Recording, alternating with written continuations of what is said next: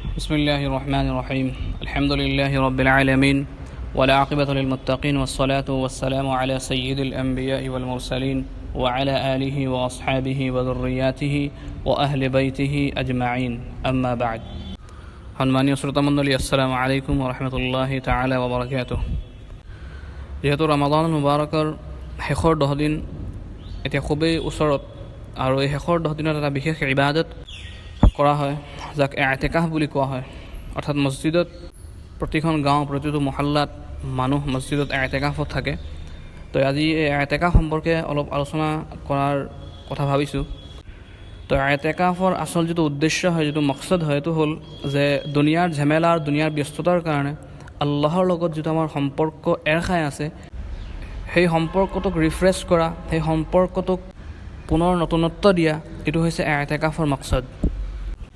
আৰু এইটো ইতিকাফ নকৰাকৈ সম্ভৱ নহয়। কাৰণ আপুনি চাওক, যেতিয়া দুনিয়াত থাকিব, দুনিয়াৰ ব্যস্ততা আছে, দুনিয়াৰ পৰেশানি আছে, দুনিয়াৰ ঝামেলা আছে, সমস্যাবিলাক আছে, আৰু শয়তানটোতো লগত আছেই। তো এই গোটেইবিলাকৰ কাৰণে আমি আল্লাহৰ পৰা অলপ গাফিল হৈ যাওঁ, উদাসীন হৈ যাওঁ। লাগে ইবাদত কৰি থাকোঁ, নামাজ পঢ়োঁ, ৰোজা ৰাখোঁ বা অন্য কিবা ইবাদত কৰোঁ, তথাপিও দুনিয়াৰ ব্যস্ততা আৰু শয়তানৰ প্ৰৰোচনাৰ কাৰণে আমি আল্লাহৰ পৰা গাফিল হৈ থাকোঁ। তো এই গফলতি দূৰ কৰিবৰ কাৰণে আৰু আল্লাহৰ লগত থকা মৰম আৰু আল্লাহৰ লগত থকা ভালপোৱা আৰু প্ৰেমক চূড়ান্ত ৰূপ দিবৰ কাৰণে 10 দিন দুনিয়াৰ ঝামেলাৰ পৰা আঁতৰি পেলাই আল্লাহৰ দৰবাৰত আহি আৰু আল্লাহৰ ধ্যানত থকা এইটো ইতিকাফৰ মকসদ হয়। চাওক, ইছলামে বিন বৈৰাগী হোৱাটো নিবিচাৰে যে দুনিয়া এৰি দিয়ক, দুনিয়াৰ সম্পৰ্ক এৰি দিয়ক, মাক বাপেক, ল'ৰা ছোৱালী, পৰিয়াল এইচব এৰি দিয়ক। নহয় নহয় নহয় আল্লাহে এইটো নিবিচাৰে আৰু ইছলামে এইটো নিবিচাৰে।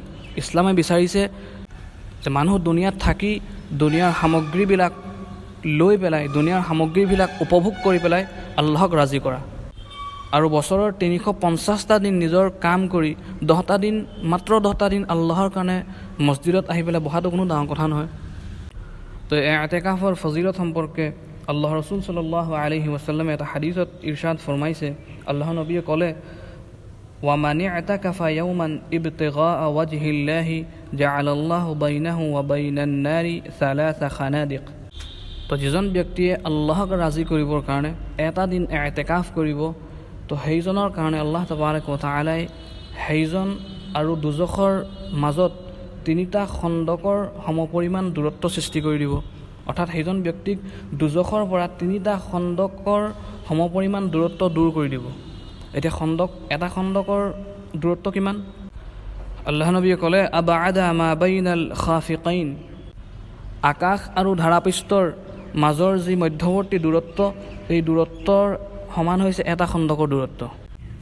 তো এজন ইতিকাফকাৰীক আল্লাহ তাবাৰক ওয়া তাআলাই 3 খণ্ডকৰ সমপৰিমাণ দূৰত্ব দুজখৰ পৰা আঁতৰাই ৰাখে। এই যে মাছনুন ইতিকাফ হয়, অৰ্থাৎ ৰমাদানৰ শেষৰ 10 দিন, এইটো সুন্নতে মুআক্কাদা আলাল কিফায়া হয়।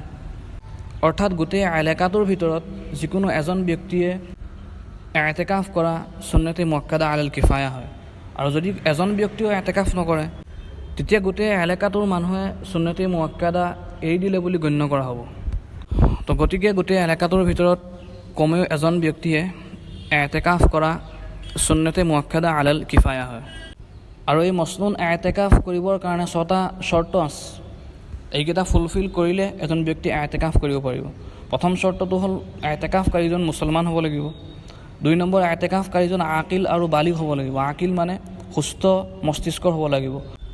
পগলা মানুহ হ'লে নহ'ব, কাৰণ পগলা মানুহৰ ইতিকাফৰ কোনো এতেবাৰ নাই।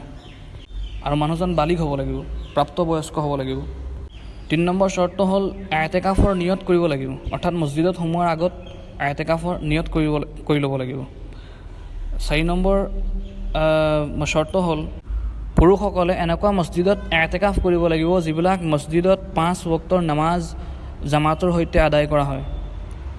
লাগে পঞ্জগানা মছজিদ হওক, লাগে জুমা মছজিদ হওক, কিন্তু তাত 5 ওয়াক্তৰ নামাজ আজানৰ সৈতে, জামাতৰ সৈতে আদায় কৰা মছজিদ হ'ব লাগিব। অৰ্থাৎ এনেকুৱা মছজিদ নহয় যিবিলাকত কোনো ইমাম আৰু মুয়াজ্জিনৰ কোনো ঠিকনা নাই, ইমাম নাথাকে বা জামাতৰে কোনো ঠিকনা নাই, মানুহে নাহে। এনেকুৱাবিলাক ৱেৰান মছজিদত ইতিকাফ সহি নহ'ব। 5 নম্বৰ চৰ্তটো হ'ল মুতাকিফ অৰ্থাৎ এতেকাফকাৰী ৰোজাদাৰ হ'ব লাগিব, ইও চৰ্ত হয়। যদি ৰোজা নধৰে তেনেহ'লে এতেকাফ মু'তাবৰ নহ'ব, এতেকাফ সহি নহ'ব। আৰু 6 নম্বৰ চৰ্ত হ'ল মুতাকিফজন জানাবতৰ পৰা পাক হ'ব লাগিব, অৰ্থাৎ যদি তেখেতৰ ওপৰত গোসল ফৰ্জ হৈ আছে, এনেকুৱা নাপাকীৰ অৱস্থাত তেখেতৰ এতেকাফ কৰা সহি নহয়, তেখেতে গা পা ধুই পেলাই পাক পবিত্ৰ হৈ পেলাই মছজিদত এতেকাফত বহা তেখেতৰ কাৰণে জৰুৰী হয়। আৰু এই মাছাইলখিনি ফাতাৱা আল হিন্দিয়া আৰু দুৰ্ৰে মুখতাৰ এই দুখন কিতাপৰ পৰা লোৱা হৈছে। তো আল্লাহ তাবাৰাক ওয়া তাআলা আমাক সকলোকে সহি আৰু শুদ্ধ হিচাপে এতেকাফ কৰাৰ তৌফিক দান কৰক। أقول قولي هذا وأستغفر الله لي ولكم ولسائر المسلمين إنه هو الغفور الرحيم.